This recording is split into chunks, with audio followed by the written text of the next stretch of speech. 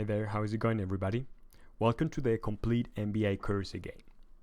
In today's class, we're going to learn the usual accounts that a simple business should have, which is something that I'm going to use in other videos to create real life examples. So let's start. COA. First, you need to learn what COA means. COA is an important acronym used by accountants that stands for Charter of Accounts. Is a table, usually standardized, with all the accounts that a business has and uses for its transactions. What I made here is an example of a COA for a small business. We're going to analyze that together so that you learn how it goes. Let's see how it looks like part by part. First, you'll see that this COA has two big families that I put in red. First, the balance sheet accounts, and second, the income statement accounts, or also called temporary accounts. I will explain them one by one so that you get what the transactions do in each of these accounts. So I would say we can start with the balance sheet accounts here, the upper ones. The balance sheet accounts show a picture of how and of what the business looks like in that very moment, because what it shows is what the business has and what the business owes to third parties. So these accounts are divided in three main groups. First, the assets, which is what the business has in that very moment. Second, the equity accounts, which is showing all what the business owes to investors. This one here is very important because it calculates the value that a business has to the people that invested money on it. And third one is the liabilities, which is all what the business owes to third parties. I'm going to repeat these two ones so that you see the difference. Equity is what the business owes to the investors. This is the value of the company to the investors. Liability is what the business owes to to third parties. Good. Now let's go and pass to the income statement accounts. There are two main ones. The revenues, which is the note all the incomes for that business, and the expenses, which is noting all the outcomes.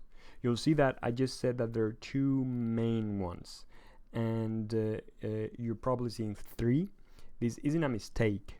I put a third one, which is this one here, because many accountants like to include a third family called non-operating ones. The non-operating one is a mix of the accounts coming from the revenues and from the expenses. So the difference is that the non-operating ones, we include all the transactions that are not a result of the company's main business. This is explained also in the last video, so if you haven't seen it, I recommend you taking a look into it. For the moment, now that you know the big families, I would say we can check one by one so you start getting used to the most important accounts in a business. First, let's check something very important, which is the account number, which is this column that you're seeing here, these numbers. So these numbers define particular families of a COA. I would say you have to be careful because other COAs may have different numbers, but accountants tend to use these ones I'm using because they are based on the IFRS rules. So you need to remember therefore that it's very common that assets, for example, are always 1, equity are always 2, and liabilities is always under a 3. The subfamilies that I'm showing, which is 1.1, 1.2, etc., is as well very commonly used. So you have to remember some of them. For example, property, plant, and equipment, which is this one here, tends to be always 1.1, and investments tends to be always 1.2, etc. So nice. Now that we know what these numbers stand for, let's go into the action and let's check all of them one by one. So first, 1.1 refers, 1.1 is this one here, refers to property, plant and equipment, which is also called PPE. I'm going to write that so that you remember that. PPE. Property, plant and equipment is an account that notes changes in fixed assets, such as, for example, I put you here some examples so that you see that in every case. Land, buildings, machinery, vehicles, construction sites, etc. You see those are fixed assets. The next one is 1.2. 1.2 is investment property. So this one here is similar to PPE, but it refers to fixed assets that are not expected to create money that year. For example, if you buy a land but you don't use it to create money yet, you just decide to keep it, in that case it's considered an investing property because you're hoping to do something with it in the future, but not now. In that case, that land would come here. So good. Now that you know how accounts work, let's go to the next ones a bit quicker. 1.3 is intangible assets and refers to the value of that a brand has to its customers. For example, Coca-Cola has a strong brand image and therefore has a big value associated to that. If you start a new company and you're not rich and famous, the goodwill that your company will have is zero because nobody believes in it yet. That value comes into goodwill. Financial assets, or 1.4, I put you here some examples. For example, shares that you may have in other companies are financial assets, are not assets like goodwill, and are not fixed assets, are financial ones. 1.5 also is very famous, is the biological assets, which is actually separated from PPE because it has some special properties like biological assets tend to die or tend to multiply if you do them correctly, etc. So some good examples that I put you here is, for example, cattle or trees or Ninja Turtles, whatever you want to put. So 1.6 is the accurate assets. This is assets that are in your possession but only for a short period of time. An example may be, for example, tax returns not paid yet, or prepayments that you need to do and pay in the near future, etc. 1.7, or inventories, refers to stock that you're keeping for a later use. I put you again here some examples which I think is a better way to understand that. So any unsold stock or merchandise that you want to put, or raw materials, or even fuel, those are inventories. 1.8 is the accounts receivable. This one is very important and is also called AR, for accounts receivable. This refers to things that you have sold already, but for which the cash isn't yet in your account. So some people describe that as cash in the future. I'm going to note that here so that you remember that. Cash in the future. It's a simplistic but a very accurate description. So one good example of this one is, for example, a payment from a customer that will arrive in, let's say, later this week. And the 1.9, which is the most important of the asset ones, is cash. It's also called cash equivalents. This is cash that you have available either in the bank or in your pocket. So if you're wondering what cash equivalent means, is because these kind of assets are considered not only as cash itself, but something that can be converted into cash very quickly. For example, gold or foreign currency, etc. Those are considered, all of them, as cash. So I would say before we go to the next family, note something interesting. Many of these accounts have different things that can go on them. For example, in biological assets, you have many different types inside. You can have cattle, you can have trees, you can have I don't know, dogs. So that's why as companies grow bigger, COAs tend to get more complicated and they add subfamilies. For example, in a very big company, biological assets may have a COA with 1.5.1 for cattle and 1.5.2 for trees. And within cattle, they may have 1.5.1.1 for one type of cattle and 1.5.1.2 for another one. So you can extend that infinitely. And big companies usually have COAs that extend many numbers one after another. So also, I would say before we go any further, I'm explaining you the most used numbers, account numbers, remember, for IFRS companies, but many governments may ask you to submit their accounting results in their own preferred COA. So before starting a new company, you should look for the standard COA that your government and your country wants and base your accounting on that one. Good.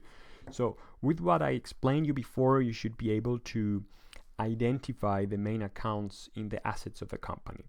Let's go to the next one, which is equity. Equity has three main families. I'm going to explain you two because the third one we're going to learn later on this course. So 2.1, or shares issued, is the amount of stock that the company has. The second most important one is the 2.2, which is called the retained profit. This is the sum of all the profits reinvested into the company and not given back to the shareholders. Don't worry if you don't understand this yet. We're going to learn it in much more detail in another presentation. For now, just learn the names and I would say go with the flow. So those are the main in equity. Now we can go to the next big family, which is liabilities here. These include 3.1, which is borrowings. Borrowings are all debts that your company has with the banks. For example, any note payable. I'm going to write here bank because you're going to see the difference with the other ones. Borrowings with the bank. 3.2, provisions are debts that your company has with employees or customers. So customers or employees.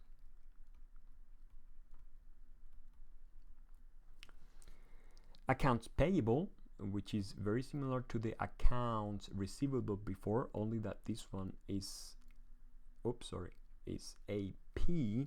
Accounts payable is also a very important account that notes all debts that your company has with third party. So third parties. For example, suppliers.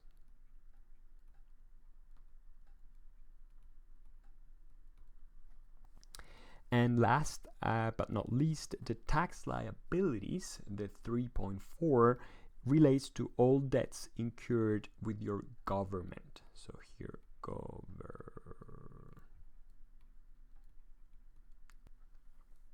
So those are the main ones in liabilities.